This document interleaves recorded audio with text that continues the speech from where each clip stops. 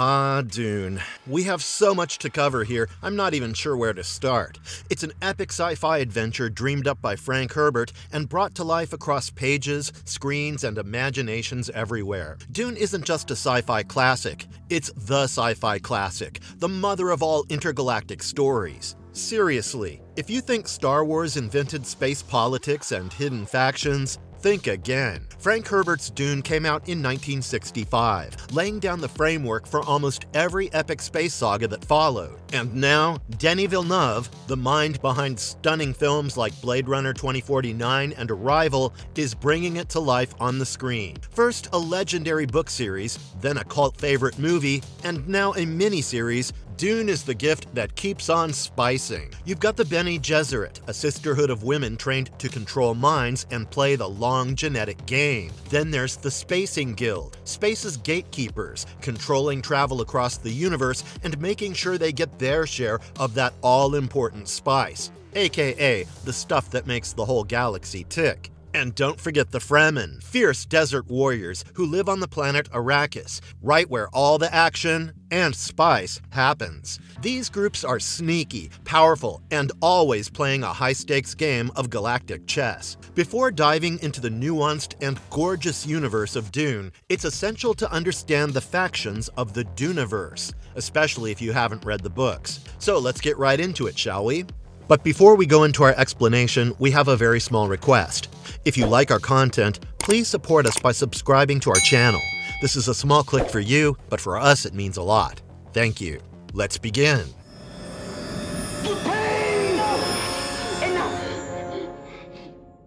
Bene Gesserit. The Bene Gesserit Order, or the Sisterhood, is an organization of women who are the pivotal puppeteers of Dune. They consist of nuns, spies, scientists, and theologians who weave through centuries to shape the galaxy. They're deeply embedded in the ruling houses and always work from the shadows. They're trained in complete control over the workings of their body. They're immune to poison. They can alter their body temperature and even create their own fertility. Not only this, but they're also trained in martial arts and can influence people with the voice. They have but one goal: to create Kwisatz Haderach, a messiah-like figure who will allegedly fulfill their vision of the future and guide humanity to a stable and insightful path. Key members include Reverend Mother Superior, who exercised authority over the entire order and inspired near unwavering loyalty among the subordinate Reverend Mothers, and of course Lady Jessica, Paul Atreides' mother, a Bene Gesserit who defied the Sisterhood by giving birth to a son instead of a daughter. This act throws a wrench in their plans and sets the stage for Paul's eventual rise. While the Bene Gesserit have alliances with the ruling families,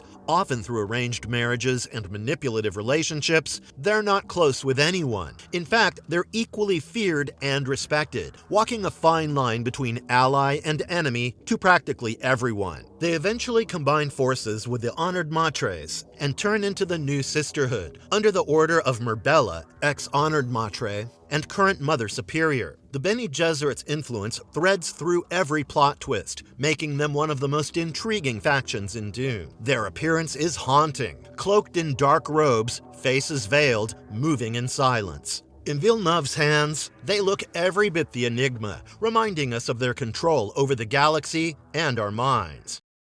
2. Bene Tleilax. The Bene Tleilax are the black sheep of the Dune universe, and honestly, they like it that way. Spawned from the Zensumi ecumenism, they were originally an extremely religious crew who were later known for their ability to manipulate genetics, a group of religious mad scientists, if you will. While the Bene Gesserit play puppet masters through politics, the Tleilaxu prefer to mess with the human genome to get what they want. Masters of genetic engineering, they create all sorts of strange and sometimes disturbing creations, from clones called Golas to face dancers who can mimic anyone they see. Basically, if it's weird, morally questionable, and biological, the Tleilaxu probably invented it. The Bene Tleilax are led by a small group of shady figures known as the Masters. The influence of the Tleilaxu Masters is everywhere, especially through the Golas they produce, like the Duncan, Idaho Golas that pop up in the series. These creations are often sold to other factions, such as the God Emperor and later to Bene Gesserit, making the Tleilaxu unlikely allies and indispensable to the power players in the galaxy. While the Tleilaxu often grudgingly work with other factions, like the Bene Gesserit, with whom they have a mutual love-hate relationship, nobody really trusts them, and for good reason. They're willing to play dirty and have a reputation for backstabbing. It was later revealed that Bene Gesserit were used by the Tleilaxu to create their axolotl tanks, which were used for breeding Tleilaxu and Golas. Their appearance is likely to be shrouded in darkness,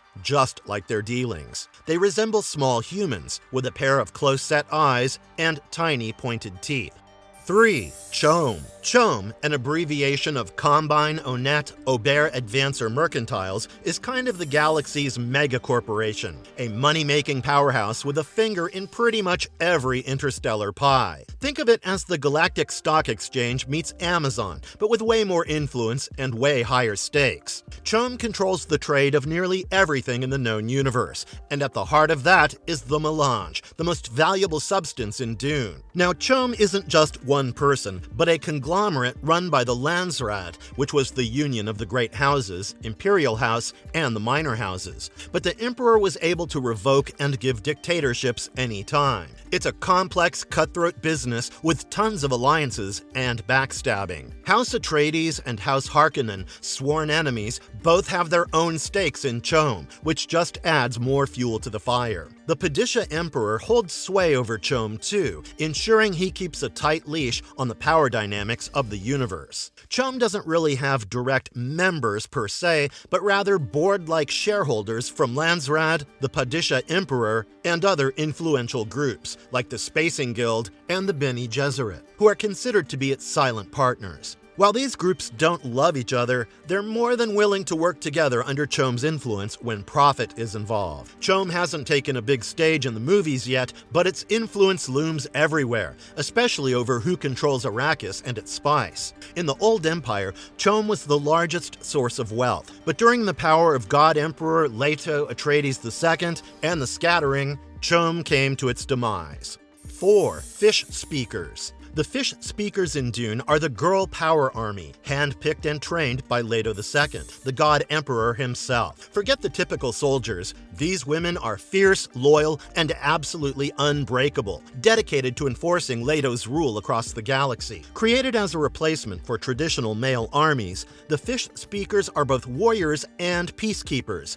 embodying Leto's bizarre, visionary, and some might say twisted dream of a peaceful empire under his iron-fisted rule. They're not just his military muscle, but they also served as his bureaucracy, meaning they were archivists, teachers, jury, judges, and even priestesses. Leto's idea is that an army of women would be less likely to rebel and more inclined to keep the peace, though in practice, they're still as formidable as any army of men. These women are highly trained fighters with a mix of brutal efficiency and surprising compassion, a weird blend that comes straight from Leto's own strange worldview. They're known to be fiercely loyal, maintaining strict discipline, but also treating one another as sisters. As far as allies and enemies go, the Fish Speakers stand alone, allied directly with Leto and only him. This naturally sets them against anyone who opposes Leto's rule, so enemies range from rebellious factions to disapproving nobles and anyone who dares question Leto's bizarre policies. Most of them wore dark blue uniforms with a hawk symbol, but some were also dressed in short green robes and green and black uniforms, depending on their positions. Some also sported Sibis masks to hide their identity. Sadly enough, the Fish Speakers soon became the puppets of the Tleilaxu after Leto's death.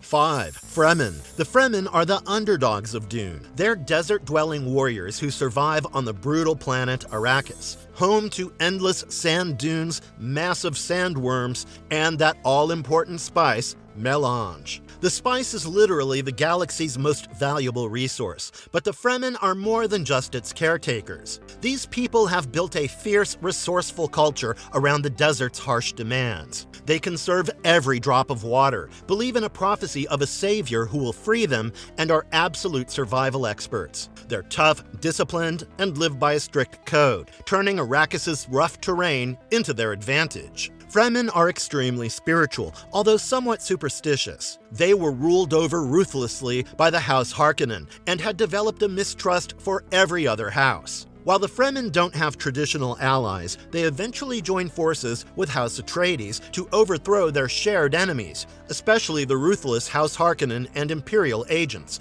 both of whom exploit Arrakis for its spice without respect for its people or land. Upon the death of Leto Atreides I, Fremen pretty much adopted and raised Paul Atreides and his mother. They also understood that Paul was their Mahdi, the prophetic savior, whom they had waited for all these years, and accepted him as their leader. The Fremen's goal is clear: to be free and to keep their culture alive. Most of the Fremen lost their lives during the attack of honored Matre on the Arrakis. The Fremen are striking in their iconic blue within blue eyes from lifelong spice exposure and desert robes, or still suits, that conserve their body's water. In Villeneuve's film, the Fremen look like true desert warriors, every bit as formidable and mystical as Herbert envisioned. They bring a rugged charm and unstoppable spirit that makes them the heart of Dune.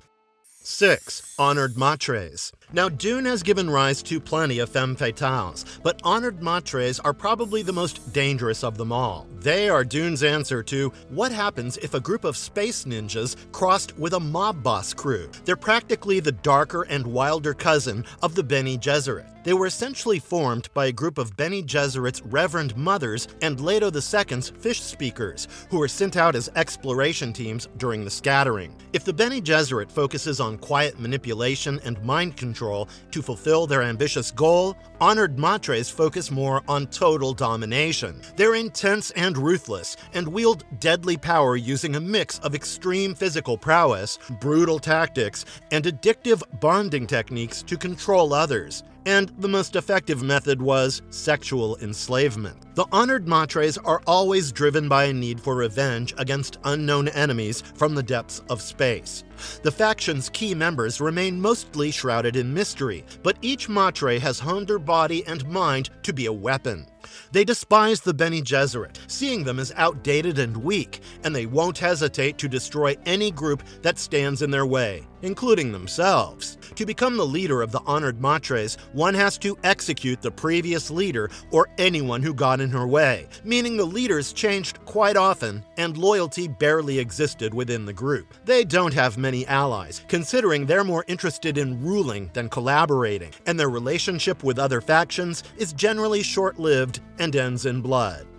7. Ixians. Ixian Confederacy are the enigmatic tech wizards of the Dune universe, where they push the boundaries of whatever is possible with machines. They're the Silicon Valley of the galaxy, and are known for their incredible inventions. The Ixians, from the planet Ix, originally escaped the effects of Butlerian Jihad and became the engineers of the Dune universe. When Paul Atreides took over the Golden Lion throne, they offered themselves to the House Atreides in exchange for a legal limit to Paul's imperial tax. They had formed an Ixian confederacy, and they claimed they wanted a constitution with the Chom, but Paul rejected this. During the reign of Leto II, the Ixians spread their machine civilization and developed a center known as the Ixian Core. Although they stopped following the orders of the Butlerian Jihad, they started the production of computers again. They also helped the Spacing Guild by developing mechanical predictive talent substitutes for them. They also invented no-ships, which was a cheaper alternative to traditional spaceships. They were at the peak of their success during their ties with the Fish Speakers, but were soon taken over by the honored Matres.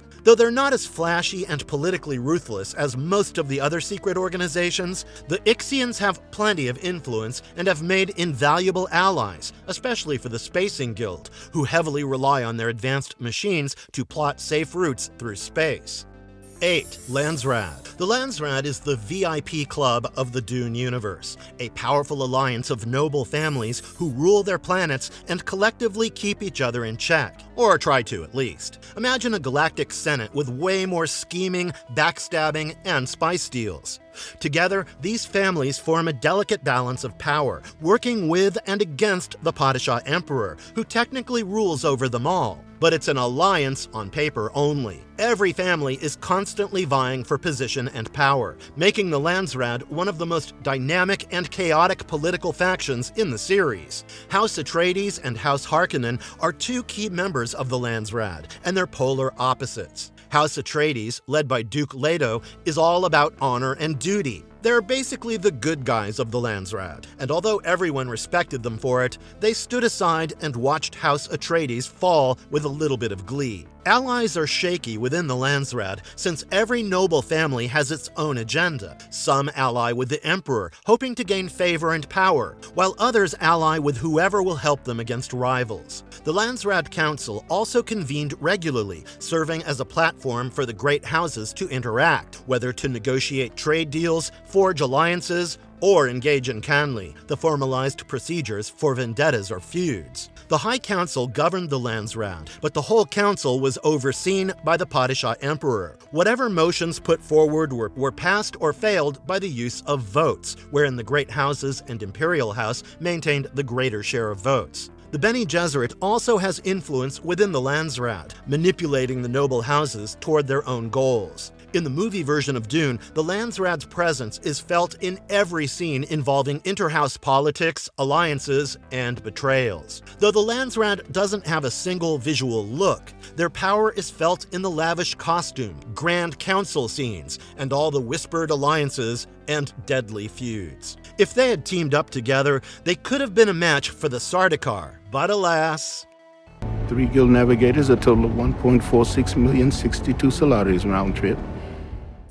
9. Mentats. In the Dune universe, there's a special breed of super smart human computers called Mentats, and they are the brains behind the entire operation. With computers banned by the Butlerian Jihad, the Mentats are humans who've been trained to process and analyze vast amounts of data in seconds. They're like walking, talking supercomputers. Forget Google, these guys are the real deal when it comes to quick calculations, predictions, and logic. Founded by Gilbertus Albans, the first of its kind, they're used as advisors, strategists, and even spies by the powerful families of the universe. The most famous Mentat in the series is Thufir Hawat, the Mentat of House Atreides. He's the trusted, sharp-witted advisor to Duke Leto and a master of strategy. You can count on Thufir to calculate every possible outcome and find a way out of any situation. Then there's Piter de Vries, the Mentat of House Harkonnen, and he's the exact opposite of Thufir. He's calculating, treacherous, and utterly devoted to Baron Harkonnen's wicked plans. Piter is the kind of Mentat who uses his brain to plot evil, which frightens even his master. Mentats often wear formal, usually outdated attire to reflect their intellectual status, and their presence is typically marked by a cold, calculating vibe. They're not about emotions or personal ties, they're all about precision and logic, making them invaluable and sometimes terrifying to the people who employ them. They were taken in by the Tulailaksu, but then spread around in seed schools. They eventually diminished during Leto II's time. I shall want telepathy during his visit, and a report when we're finished. I am your truthsayer, my lord. 10. Pacha Emperors. The Pacha Emperor is the guy in Dune you don't want to mess with. Or maybe you do, because he's kind of a huge part of why the galaxy's in chaos. The title Pacha means Master King, and in the Dune universe, the Emperor is the head honcho of the entire known universe. Or at least in theory. His empire spans trillions of planets, but his power's not all it's cracked up to be, especially when you've got rival houses and secret societies plotting behind your back. The Pacha Emperor is a title that many of the rulers in the Carino Empire wore with pride for 10,000 years till their inevitable defeat. The title was then taken over by Paul Atreides, and then Leto Atreides II, although they only really had a little value for the tag. Once Leto II became, the Almighty King, he much preferred to be known as the God Emperor rather than Pacha Emperor. After his death, during the scattering, the title was at most a placeholder title, mostly due to the political turmoil that took place, and then just ceased to exist. While the Pacha's allies include the Spacing Guild and the Sardar, his elite military force, his enemies are numerous, from House Atreides to the mysterious Bene Gesserit. His appearance is all about opulence.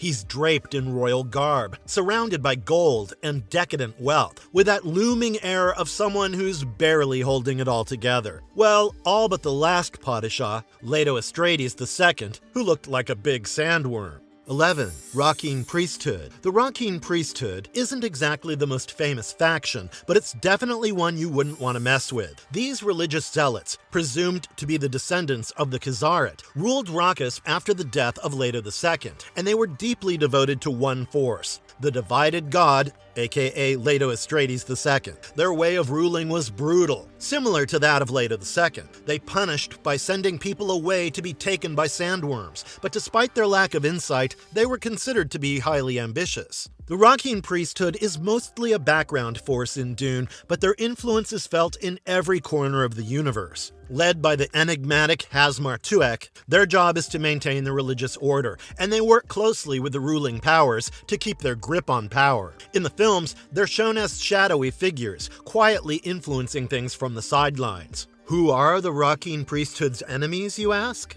Anyone who challenges their power, of course. But they're especially at odds with the Bene Gesserit. But the Sisterhood was not the only one who hated the priesthood. Many others in the Old Imperium, like the Fish Speakers and the Bene Tleilax, hated their ignorant and troublesome guts as well. In fact, Tuek, their leader, was killed and replaced by a face dancer by the Tleilaxu, a decision that was deeply supported by Bene Gesserit. Although they ruled the planet for around 1,500 years, they were wiped clean from Rakkus by the honored Matres.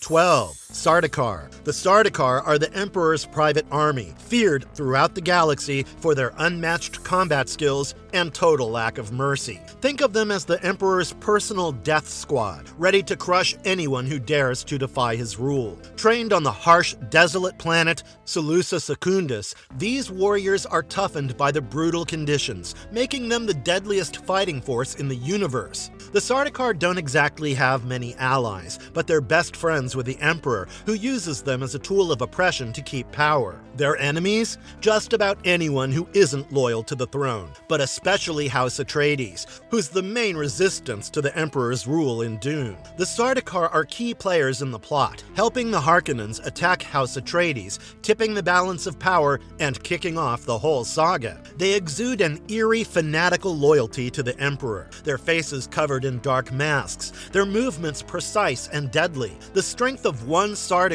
was considered to be a match for 10 regular military conscripts, so you can guess just how strong they are. But of course, they were not a match for the Fremen, who defeated them during the uprising of Paul Atreides. The gradual decline of the Sardar organization ultimately led to the disbandment of the Sardar Corps, but they were succeeded by the female Fish Speakers, who carried traces of Sardar blood in their lineage. The Sardar don't need a lot of dialogue to make their mark. They're terrifying without saying a word. With their chilling appearance, clad in dark armor, and wielding their brutal weaponry, they're the epitome of military might in Dune, adding a whole new level of intensity to the story.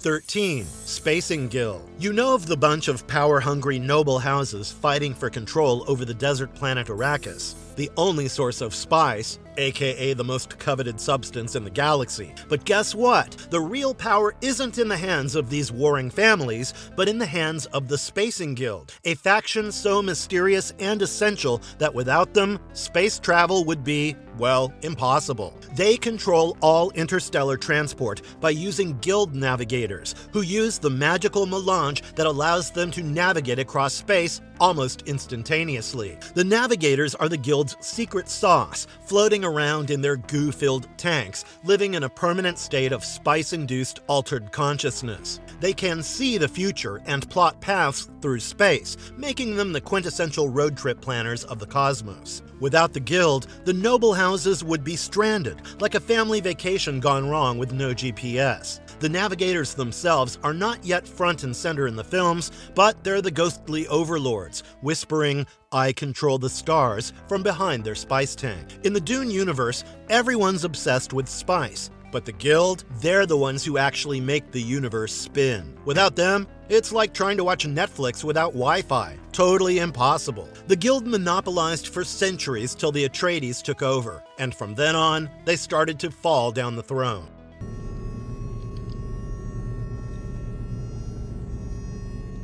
14. Suk School. The Suk Medical School, Dune's mysterious, secretive faction that mixes medicine with a dash of politics and power. If you think being a doctor is all stethoscopes and scrubs, think again. In the Dune universe, the Suk School is a prestigious institution that trains medical professionals to serve the aristocracy. These doctors aren't just good with a scalpel, but are also deep into the social and political games of the galaxy. They're trained to be trusted healers, bound by a Suk conditioning that ensures they can't betray their patients. Or so they claim. Yeah, that conditioning is pretty important because these guys are sometimes hiding ulterior motives, creating all kinds of suspense in the story. Key members of the Suk School include Dr. Yue, one of the most tragic characters in the series. He's the chief physician at House Atreides, but thanks to his intense conditioning, his loyalty is put to the test. While he's a skilled healer, Dr. Yue's personal vendetta and vulnerability lead him down a dark path. His role in Dune is pivotal, as he's at the heart of the betrayal that changes the course of the story. Suk doctors were recognized for collaborating with others,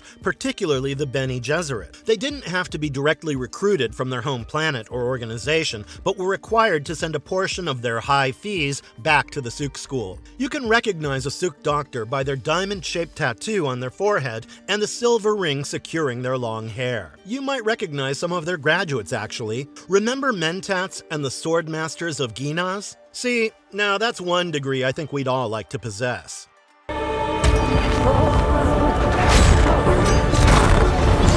15. Sword Masters of Ginos. In my extremely biased opinion, the Sword Masters of Ginos are one of the coolest factions in the universe. They're a group of elite warriors, each with deadly skill and almost mythical status, trained in the art of combat on the deserted planet of Ginos. They aren't just regular fighters, they're the top tier of the top tier. They're masters of swordsmanship and battle strategy. Hell, they're even considered to be stronger than the Sardar. If you've got a problem and need someone really dangerous to take care of it, you'd want a swordmaster on your side. Or maybe be a swordmaster. The Ginos swordmasters play a key role in the broader Dune saga, especially in the formation of political alliances and feuds. They're not just hired mercenaries, their influence stretches to the highest echelons of power. A prime example is Duncan Idaho, the most famous of them all, a loyal ally of House Atreides. Duncan's the kind of guy who can swing a sword faster than you can blink,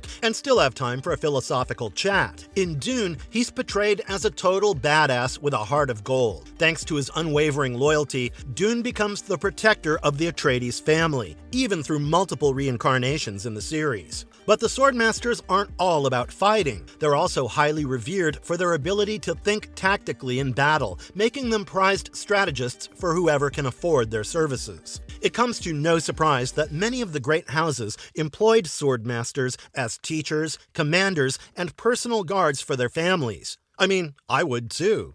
16. Thinking Machines. In Frank Herbert's Dune universe, there's a faction that's both chilling and fascinating: the Thinking Machines. They're not your average villainous robots. These are sentient, highly intelligent machines that once ruled the galaxy, only to be wiped out in a historical war called the Butlerian Jihad. Also the reason why AI is completely banned in the current Dune era. They are the villains that you're going to love to hate. The Thinking Machines were originally created by humans to do everyday tasks. But was that the end of it? Of course not. Led by a brilliant but cold-hearted computer named Omnius, who could think and learn at an insane rate, Omnius and his army of machines wanted total control, including the destruction of humanity. Enter the Butlerian Jihad, a group of human rebels who rose up to overthrow the machines in a battle that shaped the entire future of the Dune universe. After their defeat, a law was enacted: "Thou shalt not make a machine in the likeness of a human mind," which led to the rise of a human-centric society where no one trusts computers. They were opposed by legendary human forces who wanted to maintain humanity's freedom. The machines' main allies? A few remaining factions of humans still thought the machines could save them. Their greatest enemies? Everyone else. Everyone else hated the thinking machines. Their story is mostly regulated to the legends and history that shape the actions of today's characters, but their legacy still haunts the galaxy. Ultimately, the thinking machines' grand ambitions are what set the stage for all the political intrigue, rebellions, and spice wars that make Dune so epic. Even when they're not around, they've left a mark, making us wonder, are we the next generation of thinking machines?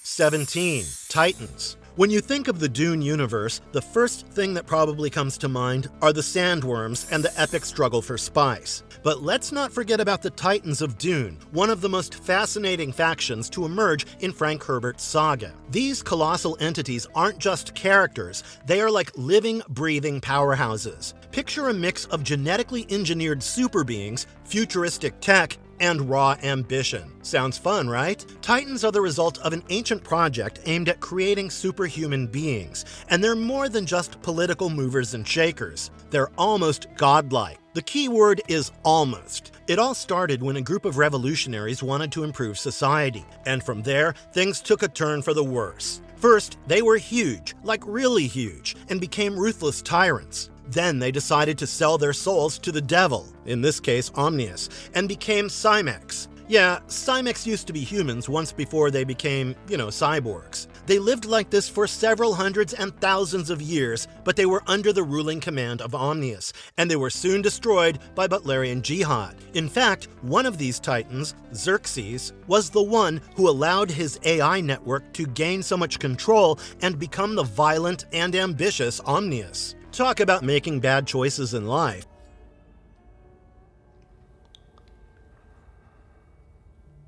Marvelous verdict. In the vast, sand-swept universe of Dune, the secret societies run the show from behind the scenes. They're the ones playing 4D chess, while everyone else is stuck on checkers. From my personal favorite, the Bene Gesserit, to the mysterious Mentats, these societies wield power that is both subtle and devastating. But what's a secret society without intrigue, right? These factions are constantly maneuvering, forging alliances, and plotting betrayals like a high-stakes Game of Thrones, only with more spice and fewer dragons. Each society has its own agenda, hidden beneath layers of deception and strategy, leaving you wondering, who's really in control? In the end, it's not just the House Atreides or Emperor God that define the fate of the universe. It's these shadowy figures who make it all happen. So as you dive deeper into Dune, remember, the real power isn't always in the open, it's in the secret societies that shape everything from the shadows.